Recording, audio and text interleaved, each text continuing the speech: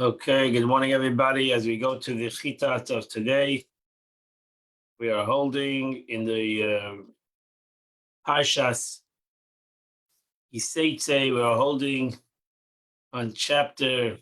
Oops, look at the Tanya. We're holding on chapter 22, verse number 8.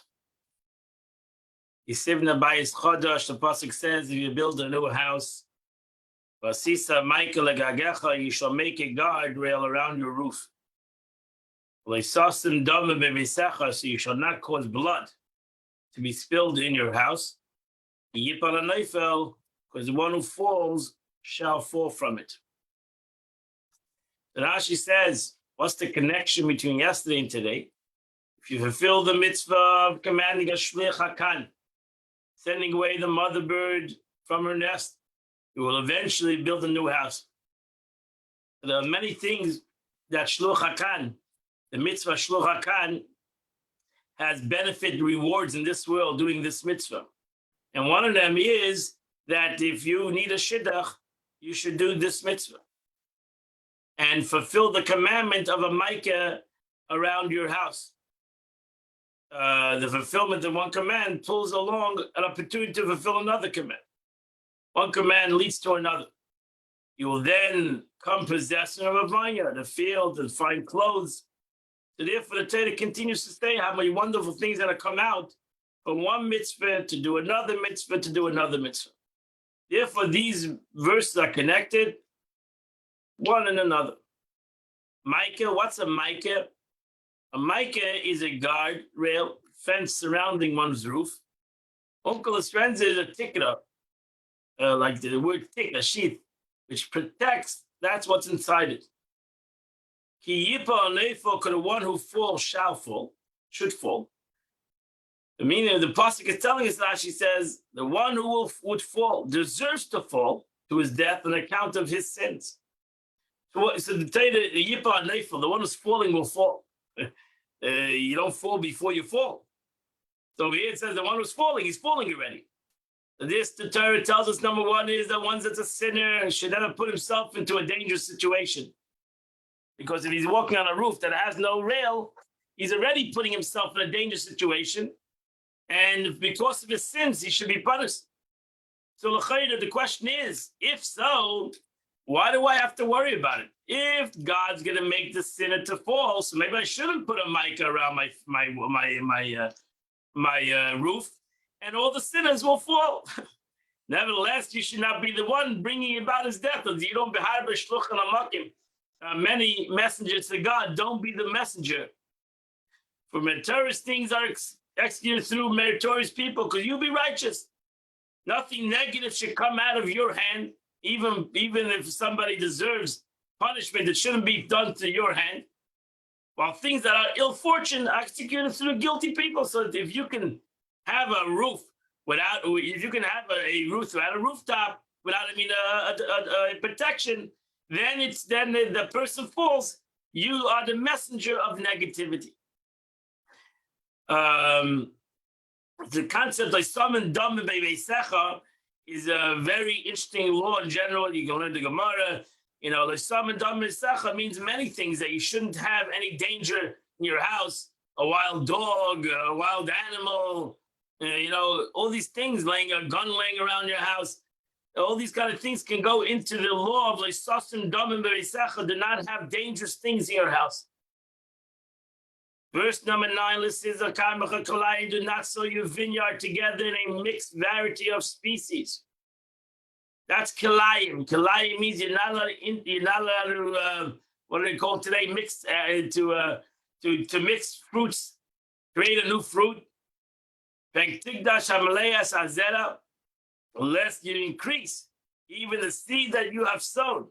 Ashetizra, Utfurus Akedem, and the yield of vineyard both become forbidden. So now she says, what means Kalayim? The law of Kalayim is sowing the same hand throw of seeds of wheat and barley, and sowing together that which already constitutes one prohibition, Kalayim, mixed variety of species. And the grape seeds, a total combination of which constitutes an additional prohibition of sowing two diverse species in a vineyard. That's a separate prohibition of having two different species in a vineyard besides grafting. That's what the word I was looking for, grafting of fruits. Pentugdash, Tigel Uncos renders to save, become unclean. So anything repulsive to man, either in a positive sense, meaning something holy, or in a negative sense, meaning something forbidden. The word Kodesh applies, the word Kodesh. So Pentugdash, you might forbid it. So we're using the word Kodesh, holiness, for the forbidden. As it says, for example, you find, do not come near me, lest I contaminate Kiddashticha.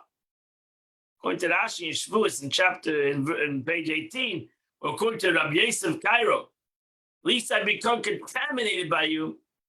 So you see that you use the word Kodesh for the aspect of negativity. For example, like Tia Kadesha. And now it'll be somebody, it's a harlot in the Jewish people, it's called Kodesh. Amalea, to increase. This is the fullness, Melua, and increase, which is a seed increases. You are creating a seed that increases. You're not allowed to play with God's creation, in essence. Don't graft seeds and fruits, and don't plant one thing next to the other. Next to the mitzvah, these are all chukim. You're not allowed to plow an ox and a donkey together. Actually, the same law applies to any two species in the world. You're not allowed to plow a donkey and a mule together. You're not allowed to plow a horse and a cow together. Similarly, this law applies. This law also to merely leading them together when they are bound to each other as a pair. But transparent is by broadening any load. You're not allowed to put them together.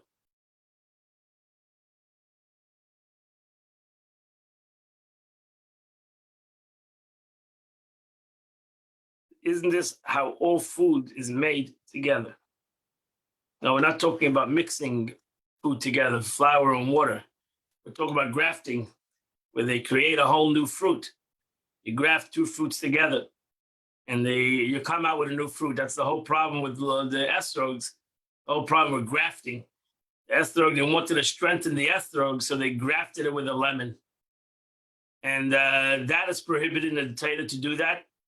And there's a big problem to make sure that they don't do that. It's a big problem. They find out later that the lemon, there's some lemon connection to the estrog that you have, because they grafted the lemon with the estrog.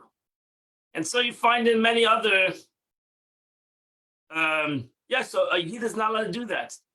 You're not allowed to mix, you're not allowed to graft one to the other. If it's food, you're allowed to mix food together. We're talking about creating another entity in the ground, creating another kind of fruit. You have pear apples, or you have these kind of fruits that come up. First of all, this is only a mitzvah by Yidden. A guy is a non-Jew is allowed 100% graft. He doesn't have, it's not one of the Sheva mitzvah in there, not to graft fruits and not to graft these things, not to work with a donkey and a horse together. It's not a prohibition by a non-Jew to do. So all these kind of fruits that you have in Eretz Yisrael might be a problem, but in America, it's not a problem. You're not allowed to wear a mixture of wool and linen together. So this is the concept of shatnez. It's also a chukah, which is putting the two things together. You're not allowed to put the two things together. Shatnez, expression meaning mixture. So this is not grafting. This is like when you wear a suit, and in the suit, there's also linen in your suit. And there are suits that have linen in the lapels or other parts of the suit, they put linen. I rather explain the term as an acronym for show to nuz, that it's a woven. Thus, the rabbi explained the Torah prohibition shatnez applies only to materials combed, spun, or woven together.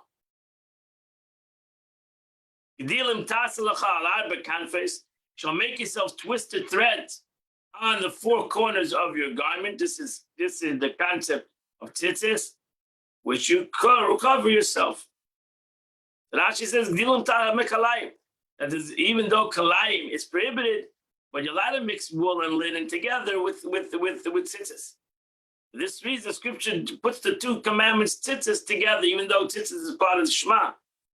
And it does say there in the 3rd chapter, it talks about tzitzis, but the Torah wanted to say over here that with a mitzvah, you're allowed to do it. So there we see that it's a chukah. It's a law that's above understanding, because by the mitzvah you do mix the two, and by regular you're not allowed to mix the two. Shows you that it's basically a chukah. This is what the Eibishter wants, and that's why we do it. If a man takes a wife and he lives with her and he hates her, so in the end he will takes a wife and into with her and despises her. He takes a wife not because he loves her, because he wants to marry her, but he takes a wife because of his desires. But then he'll ultimately hate her. And then he'll start to become libelous. He'll start saying, come out with this is the concept of Meitzi Shemra. He'll start defacing his wife. And he'll say, I married this woman. I married her as a virgin. I found that she's not a virgin. So Rashi says one leads to another sin. He transgressed the commandment, you shall not hate your brother, your heart, so he hates it. And what leads to hate? What leads from hate, from hate leads another of it. Now you're going to start defaming somebody. You're going to start talking Meitzi Shemra. As the Isha says, and we learn from here that he says nothing except in the presence of his opponent. As Isha says, if you want to challenge somebody, you can't challenge somebody thus without the other person in front of you. The girl, father, and mother shall obtain evidence of the girl's virginity. And he'll take it out to the gate. So let those who have raised this veiled offspring be disgraced because of her. So this is talking about if they were not going to find that she is, maybe she did she was talking not a virgin. But if they bring it out,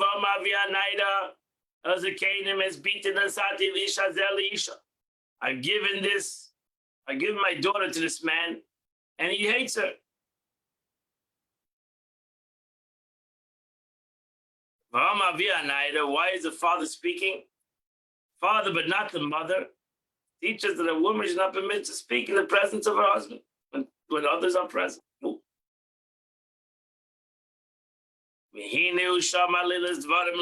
behold, he made libelous charges. I did not find evidence for your daughters that she's a virgin. And here are the evidence. And they will spread the garment. So Rashi says, Parsha Sima, this is a figurative expression, meaning they shall clarify the matter. It doesn't mean that whatever, the garment with blood on it, so to say. This is thus that they prove it, that they bring witnesses that she had no relationship, she was never married, she was never betrothed. The elders of the city means the court. They'll take this man.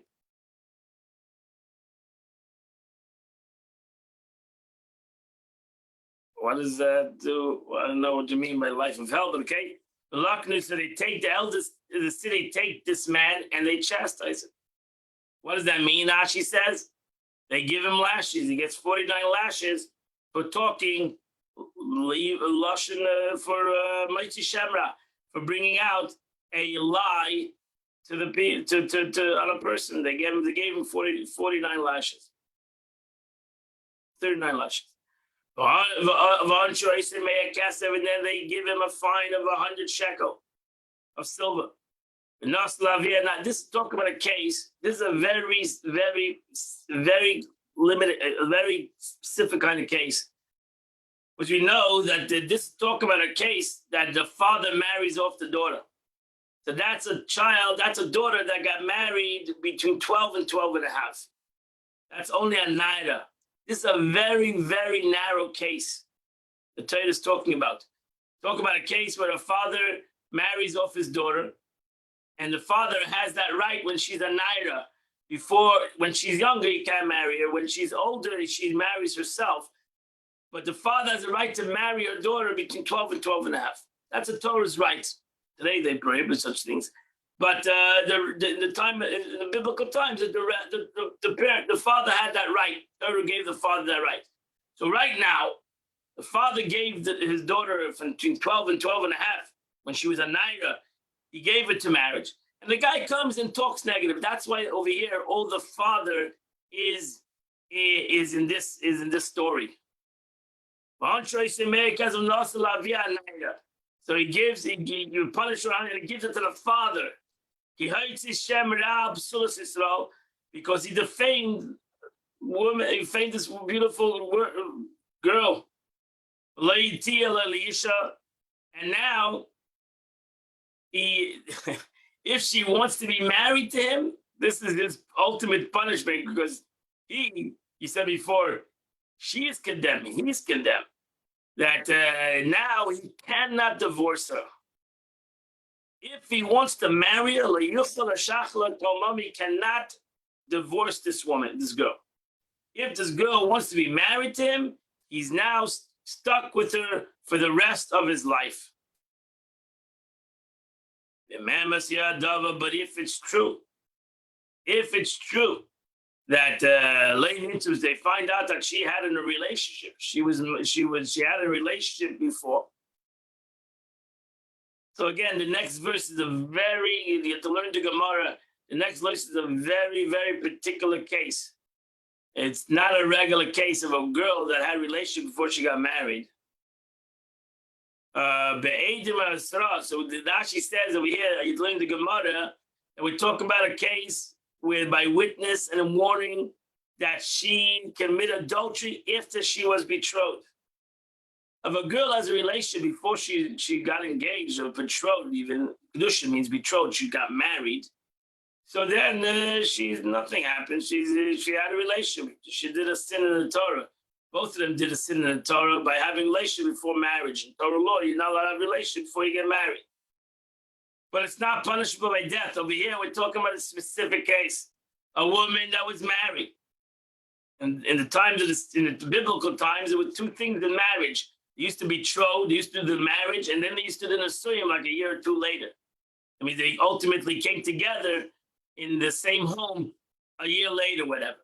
So there was a Kedushin. They went under the chuppah and he gave her a ring and they got married. That was called betrothal. Kedushin. So they used to do that. And then a year later get married. So this woman that did betrothal, so that's when she's married. Even though she didn't have an son, she never lived with her husband, she's considered a married woman in Torah law. So therefore, we're talking again a case. We're talking a very specific case over here. So in essence, she did adultery. She did an adultery with somebody else. The truth is, both are going to die. The person she had a relationship with, and the person and herself, because she's a married woman. In Jewish law, if a married woman has an affair, both her and the person she had a relationship put to death. Right? Because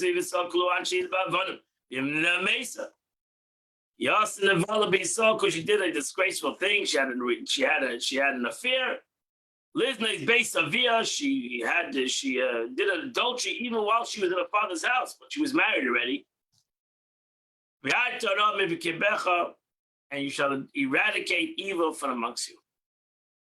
Pesa Besa. So Rashi says, look at the children you have reared. In the presence of the men of the city. Lizna is based Avia, Kameva based Avia as in her father's house. So again, we're talking a case. And that's why you need to learn the Gemara to understand the Sukkim and the Torah. Make sure you understand the law and what the Torah exactly is talking about over here. And this is the next verse. If a man is found lying with a married woman, that's the law. If a man has a relationship with a married woman, not talking about I'm not married with no such law. There's a law of a man has a relationship with a married woman and both die. You're the man that had the relationship and the woman that had the relationship. The man that slept with his woman, and the woman that had this relationship. You should eradicate evil from the Jewish nation. So the words, both of them, come to exclude unnatural acts in which a man makes contact with a woman without intercourse, from which a woman derives no pleasure, thus not included in the both of them have done something. So in essence, the law of this law is when there's a sexual relationship, not when there's those other kinds of relationships. We're talking about a real relationship. Gam, this includes those who have a relationship after them, meaning after these two people already been tried and sentenced to death for adultery, and before them put to death, other people committed further adultery with them. These new people are also put to death for adultery.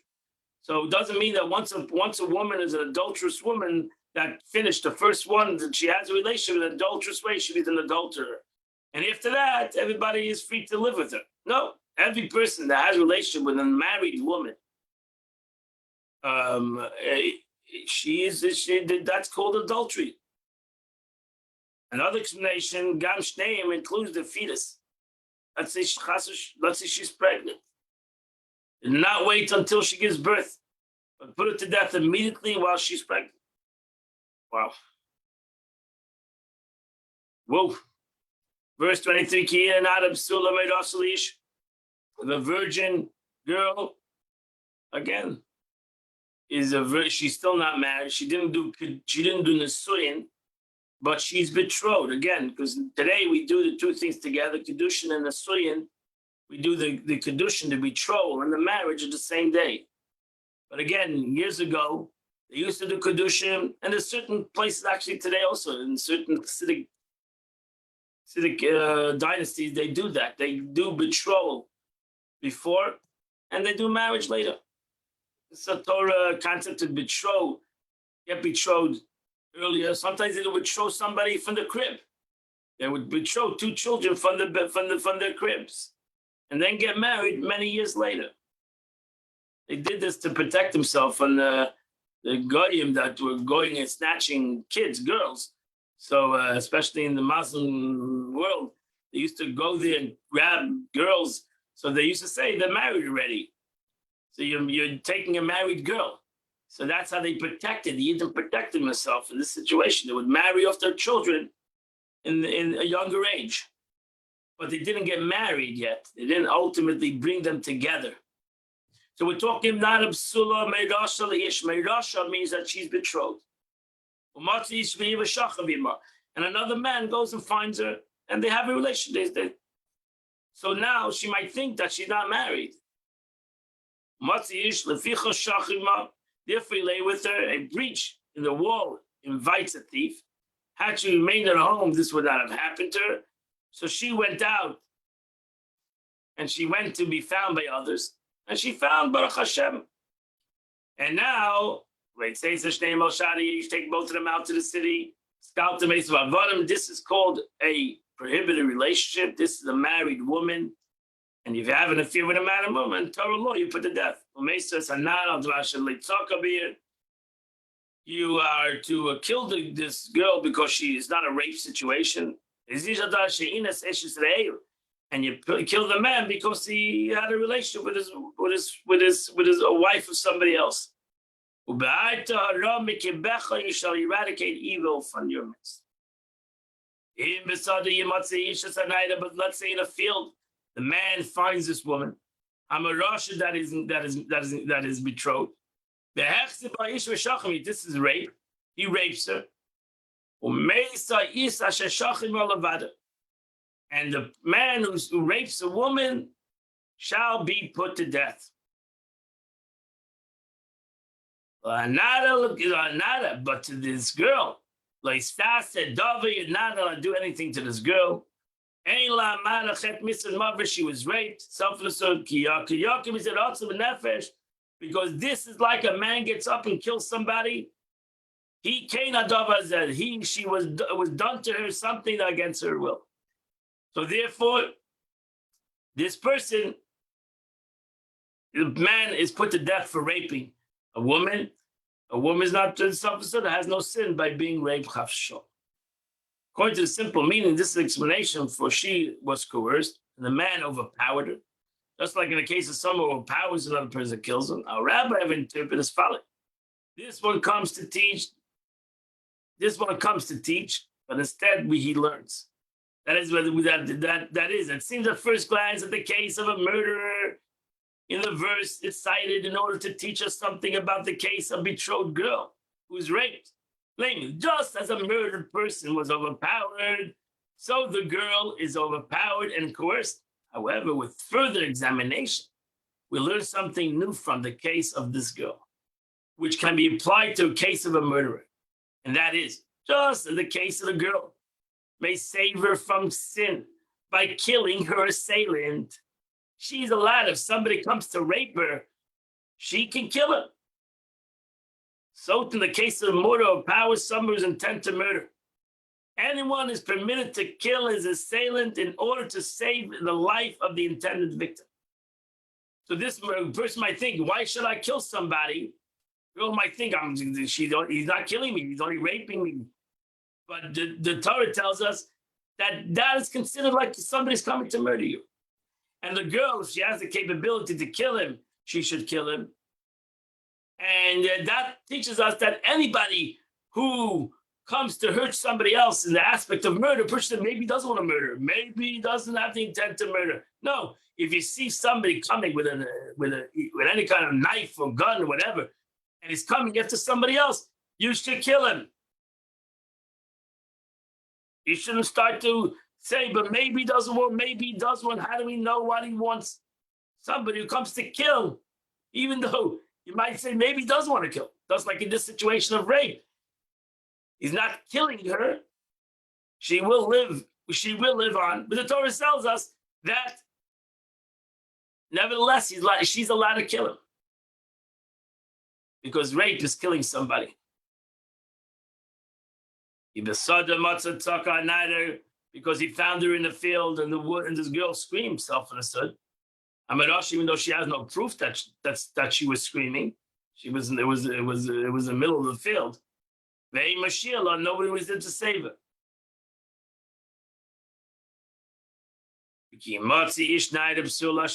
What happens if a woman is raped by a man, but she's not married, she's single?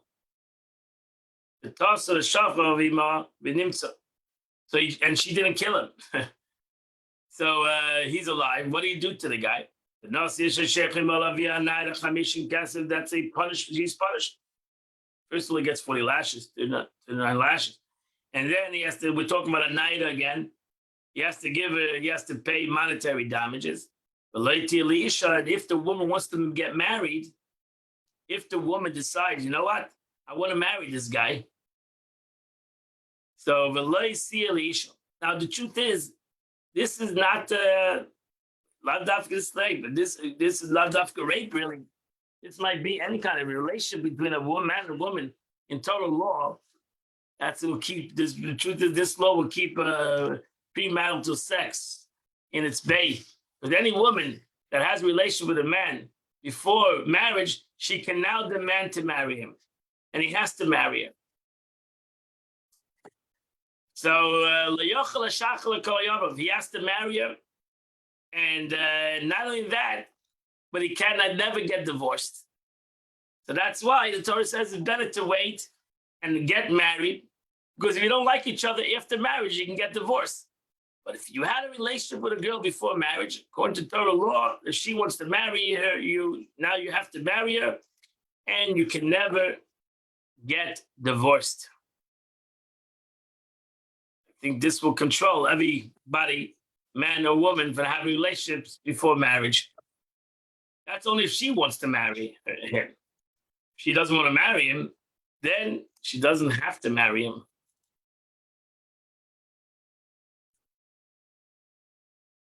Chapter 23, verse number 1. A man shall not take his father's wife, nor shall he uncover the corner of his father's cloak. Rashi says, means betrothal has no effect on her even after the father's death. And he cannot marry her. There's certain people in Jewish law, they're not allowed to marry. But if you marry, then you marry. Now you have to get divorced. There are certain things that you cannot get married. There's no such thing as such a marriage. And that is to marry your father's wife. Whether it's meaning even your stepmother, so to say. Well, the Gala Kanaf of this seemingly is superfluous, perhaps comes to include the Shemenes Yavim of his father, meaning the widow of his brother who died without children, who waits to be the brother-in-law, to either wed her or to release her through chalitza.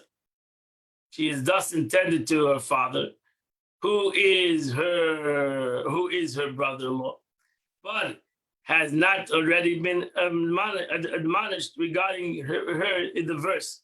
You shall not uncover the nakedness to commit incest with the wife of your father's brother.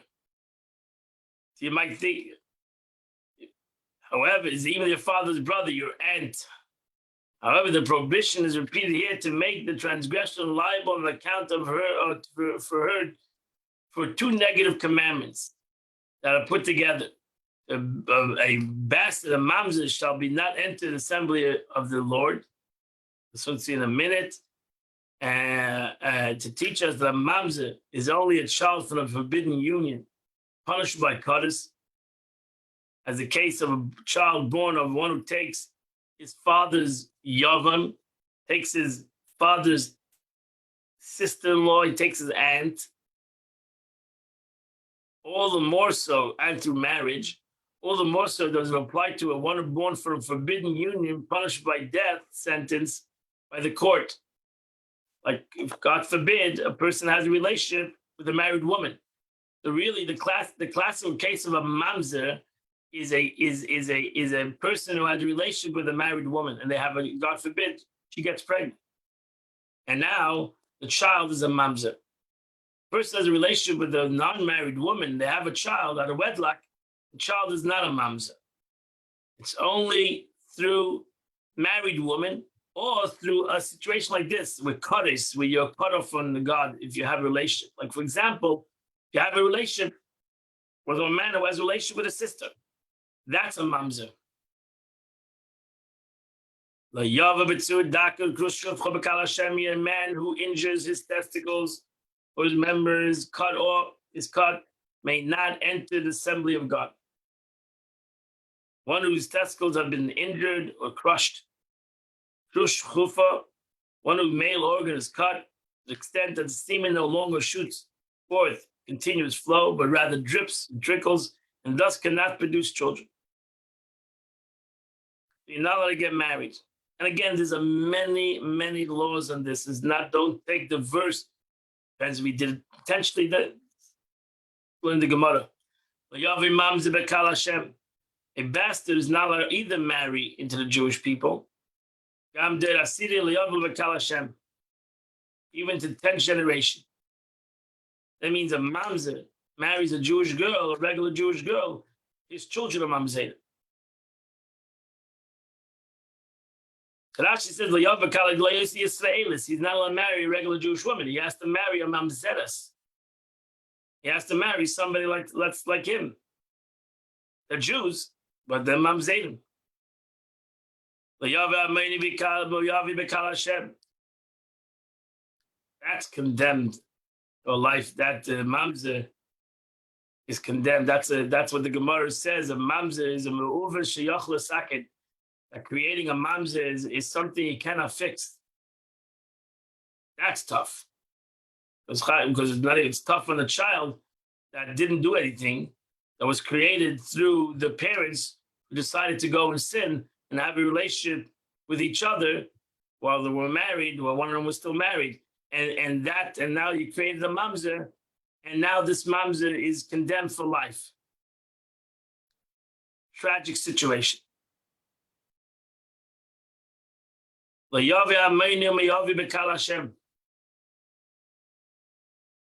want to emphasize this because you should know that this is a big problem today when people get married again and they don't get a get from their previous marriage. They don't think they have to get a get. This is so important. This is a very big problem. This concept of mamzeris, you shouldn't think that this is not a problem today in the world we live in. This is a big problem. People get married and then they go and they get married again and they don't get a get. They got a legal divorce, but they don't have a get. And in Torah law, they might be still married, and the children that they have from the second marriage are mamzerim, could be mamzerim. This is a very important thing to know. And if you know people that are getting married, again, you make sure that you help them in this, because they should have a get. They should make sure to have a get, and before they get married again. This is a big problem. So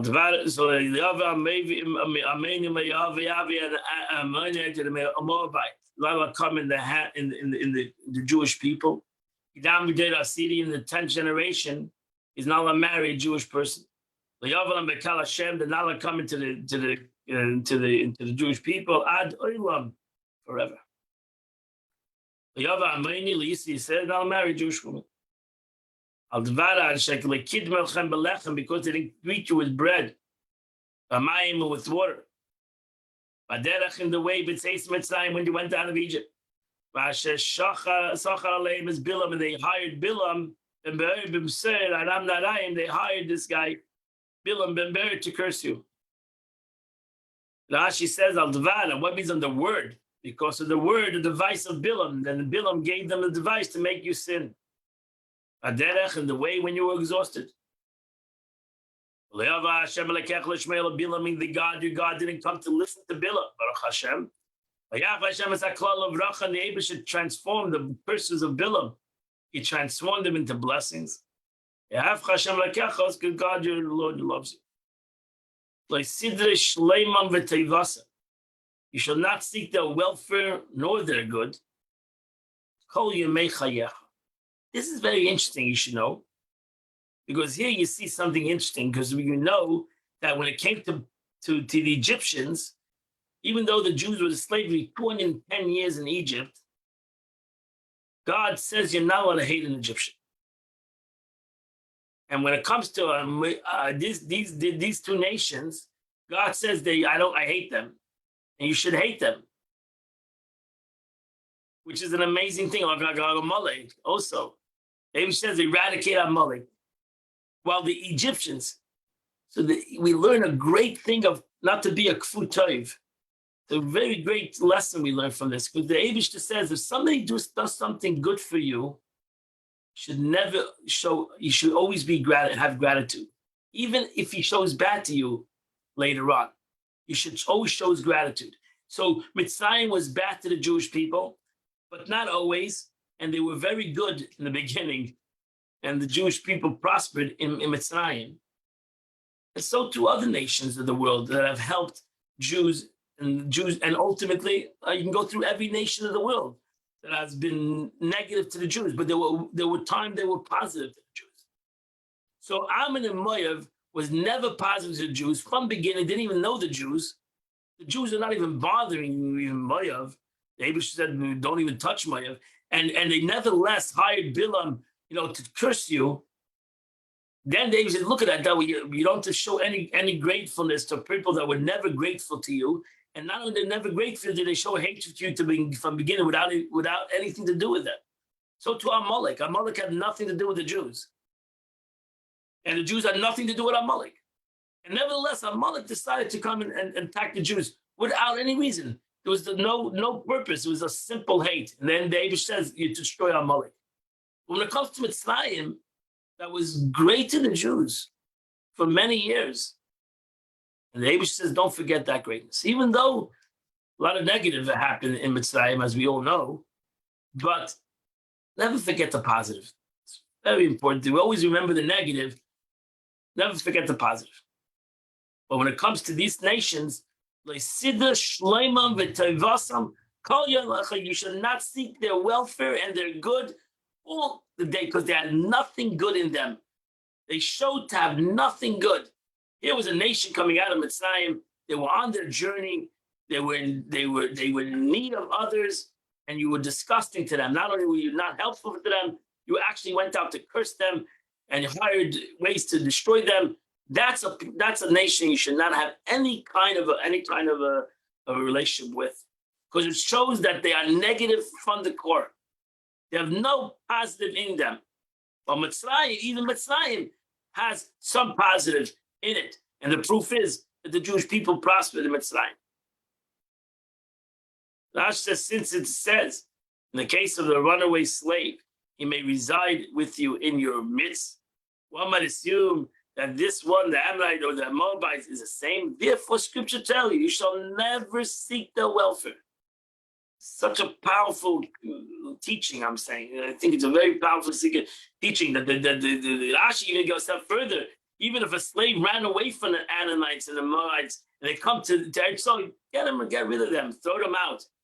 Throw them, but don't have any compassion upon this nation, because they are worthless. They're a nation that has no compassion in themselves. And that completes the Chumash of the day, long Chumash. We come to the end of the 12th letter of the Alter Rebbe. The Alter Rebbe started his letter on the verse that there's two concepts. There's Ma'aseh Tzedakah, there's the action of charity, and there's Avodas Tzedakah, and there is the service of charity.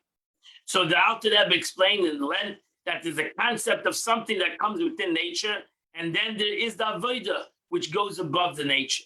And so too in Tzedakah. And so too in every service of God, you have the concept that what's in nature, we are a kind nation, and we are, so to every person is born with kindness and should have kindness in himself. But then we need to go above our nature, and that's the avodah of tzedakah. That is the service of tzedakah, to go more than within our nature. And this is what's written. This is the meaning of the verse when it says the act of tzedakah. What's the act of tzedakah? Oh, the beginning of the verse is shalom, peace. That even the kind charity is called act. And not, so to say, meaning the avodah. It sounds like it's the act of charity. The arousal from below, we will nevertheless elicit around through our simple act of tzedakah.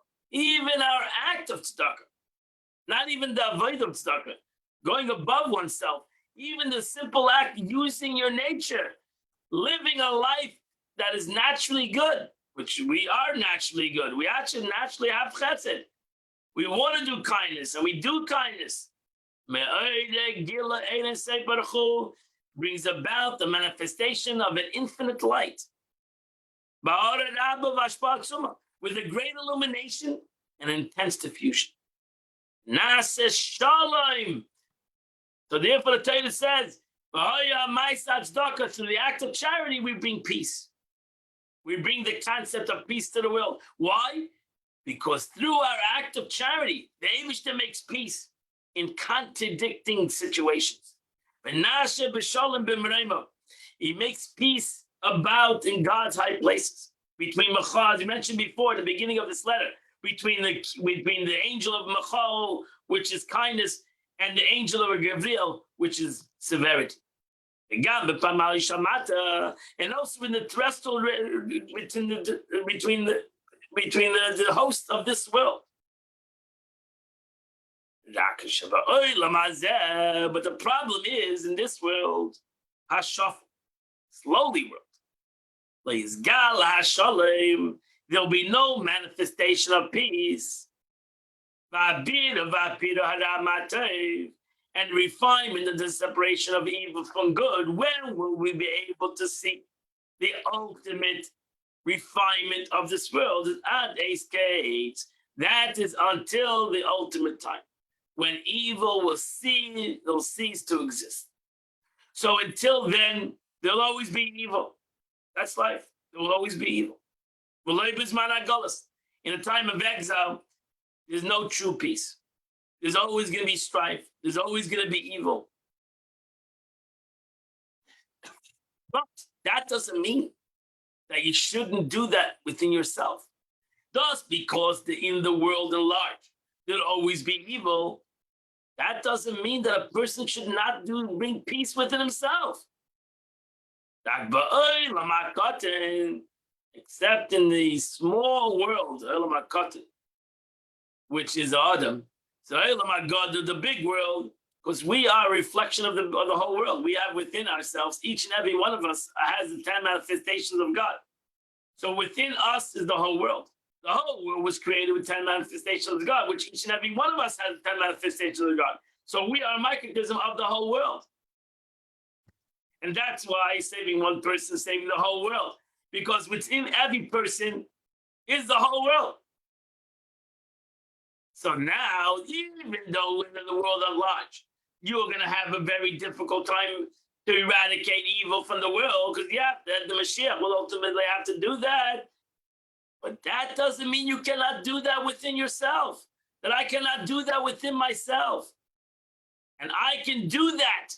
The whole Eis Matzah, especially in an Eis Matzah, in an auspicious time, do tefillah.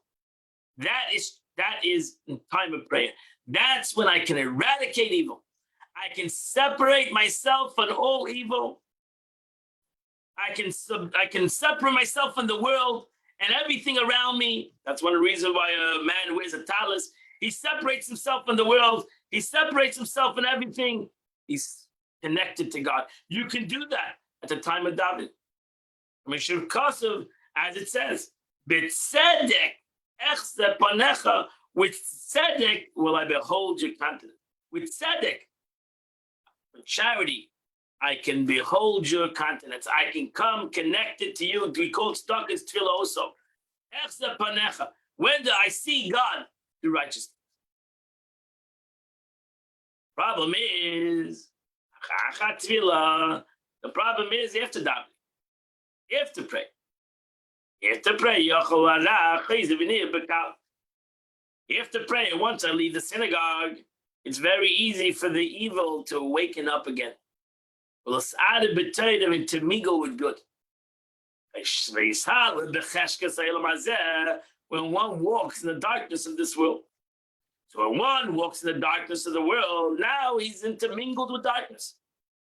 When he was in his house, when he was in the Beis HaKnesset, when he was in the time of prayer, he was separated from the world. Separated from the world in such a way that he was totally standing before God. I'm standing before the Eibishter and I'm giving charity. So that's why Rabbi Eliezer would give charity before David. And that's beautiful. But how does that affect my day? How will that transform my day? That my rest of the day should be in that kind of a fashion. So now we come to the second level. As to charity, which practice self-imposed toil at the level of service, but when the person does tzedakah not through nature, but he does tzedakah above his nature. Oh, now you have a revelation that is not only going to happen in a time of davening, it's going to affect your whole day.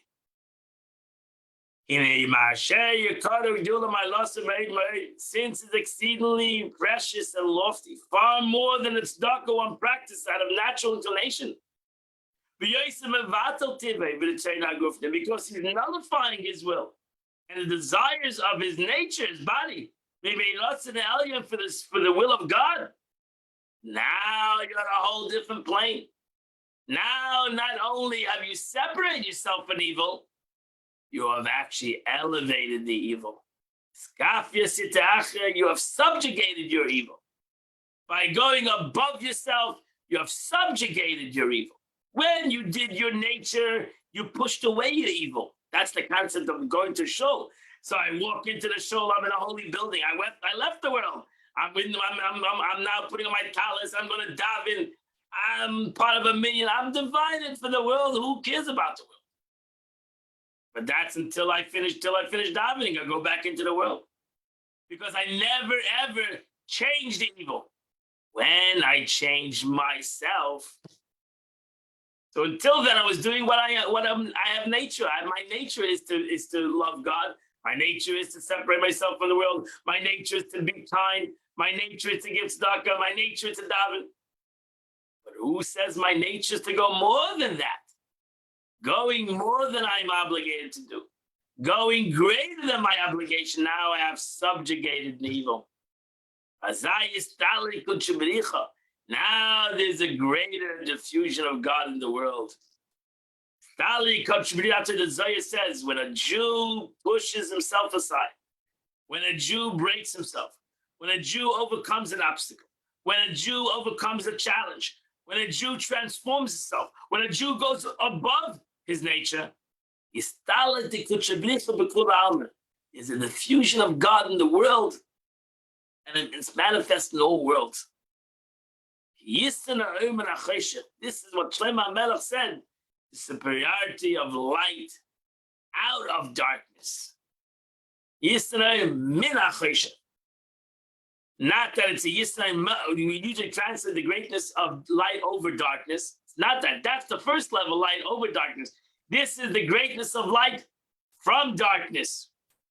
Because that's transformation. That is bitter, transforming darkness. In Naida. So that's what Shlomo HaMelech said. I see the greatness of light that comes from darkness. Not I see the greatness of light over darkness. That anybody can see. That's a natural thing. Light is greater than darkness. The greatness is to see the light from the darkness. That darkness becomes light. That is transformation. That is that's avodah. That's the avodah of tzedakah. That's when a person goes and learns more than he learns on regular. He goes and he davens with deeper concentration. He gives more tzedakah than he's obligated to give. In any case,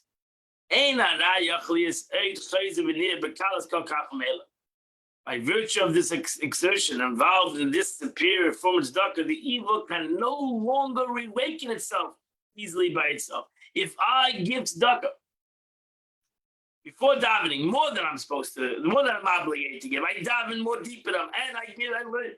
Then now that I've transformed the evil, how can the evil awaken? I've transformed it. Now the evil cannot awaken itself because I have transformed it. I'm a different person. If I'm just being naturally good, then I have natural good and I have natural evil. So the second I'm stopped being naturally good, my natural evil, Shalom Aleichem, is up. And that's why the Alter Rebbe said, if I naturally do davening and I naturally give tzedakah in a natural way, which I'm obligated to do, obligated to go daven. So man, for sure, I'm obligated to go to shul. So I'm obligated. So you don't deserve a thank you.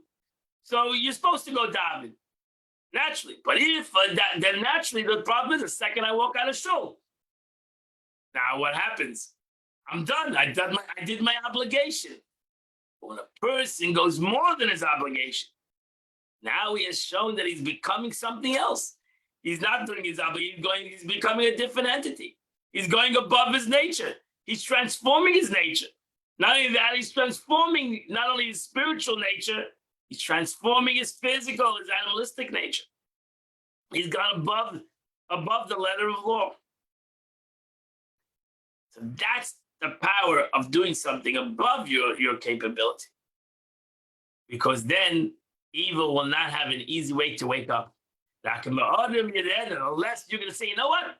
Nevertheless, even though I've got above myself, I'm going to wake up my Yitzhak. I'm going to awaken my evil inclination. You can do that. That's your free choice. Unless heaven forbid one arouses his evil inclination and says, come, wake up again. I know I knocked you out because I've done something more than my own capability. I showed myself holier than I showed that I can go deeper than I know I can go. Nevertheless, come back, Shalom, come back, wake up. That's for Shalom, heaven forbid. And that's why it says, that's why the verse said, somebody who does avoid of tzedakah, somebody does the service of tzedakah, if he really wanted, he would be quietness and serenity and certainty forever. If a person goes beyond his capabilities, he changes the darkness into light, he will be on straight. He will have no challenge. He's shown himself that he's above challenge, that nothing can stop him. He's above the natural form of light. He can go beyond himself. So therefore, what in the world can challenge him? So that's what the pasuk says. If you're going to do tzedakah, if you can do tzedakah in a natural way, then you'll have peace.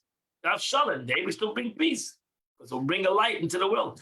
But if you do avodas tzedakah, if you go beyond your capabilities, beyond what you're naturally supposed to do, whoa, you'll have peace and tranquility your whole life. Hashki,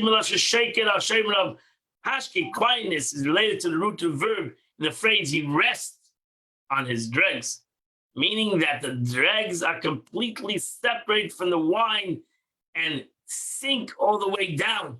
So he has beautiful clarity. The shmarim is called the shemer is shmarim, the sediment. The way I call the dregs, but sediment. The sediment of wine, the sediment separates itself from the wine, and now you have beautiful, clear wine. And the wine above is wholly pure and clear because it's separated totally. And so too when it comes to the service of tzedakah. And service means above nature. The dreg, the sediment, represents the mixture of good of evil in one's soul. Nivra v'nifra matmat is gradually extracted and separated. It goes down. It's separated from the beautiful wine. Until it falls down to its tachtonim. It falls where it belongs to fall, on the bottom, below all the worlds. Ultimately, it's going to still be there, and that's why we have to wait till Mashiach comes to ultimately get rid of evil. But as long as a person goes beyond this capability, the shamrim will be, the sediment, the evil will be in its place. It'll be down, and the good will be on top. So if you put the negativity in the right place, you put I put my Yetzer Hara, my evil inclination, I put my taivas, my desires of the world in its right place. Even though I've not transformed it yet, Sheikh's gonna have to transform it. But as long as I put it in its right place, it will never be able to pick its head up, because I have shown it that it's not going to affect me. I've proven to my evil inclination, I've proven to my taivas, to my desires in life, that I know where it belongs, because there's nothing that's going to challenge me, because I can go above myself. I can overcome my challenges. I can overcome my desires. So why would you want to stand up? You know my strengths already. You know who I am already. And that's what we say, Commissioner Kossen. Cast their sins in the depths of the sea. So we tell the Eibusher, we know that the transformation of sin is going to happen later. But you know what? Meanwhile, take it and dump it very far. Dump it to the depths of the sea. Dump it to the lowest parts of the world. And let it be there. And that's the power of tshuva. That's the power of tshuva. To be able to take the sin and throw it far away. That's the power of what tshuva means, also to go above oneself. That's the power of tzedakah. Charity, when one gives more than he needs to give. And that's the power of anything that I do. Because every mitzvah, as we learned in the Tanya, that every mitzvah is called the concept of tzedakah.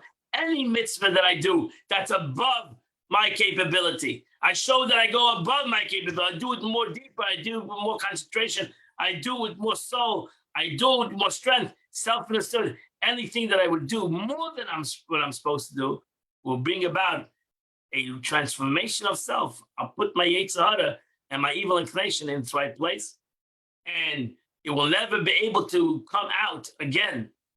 The only way, as the Alter Rebbe says, it can come out again is only if I welcome it to come out again. I bring it out again. Chas v'shalom, as the Alter Rebbe adds there. Chas v'shalom, why would I do that?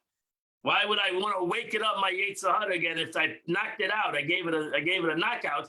I showed that he has no power over me. Why would I want to wake it up again? So that ends the 12th letter of the Alter Rebbe. And the Mishnah tomorrow will start a new letter, the 13th letter in Geras HaKodesh of the Tanya. Beautiful, beautiful letter. Today is the 10th day of the month of Elul, and it's chapter 55 to chapter 59. If I do chapter 55 to 59, I would do the Tanya, I would do the Chitas of the day. Just to remember that we add today 3 more chapters of the day, 20, 28, 29, and 30. We add these 3 chapters in the month of Elul. I wish you all a wonderful day, a happy day, and Mitzvah Hashem, we'll see you all tomorrow, 8 o'clock. We'll continue the Chitas of the day. I wish you all a wonderful, beautiful.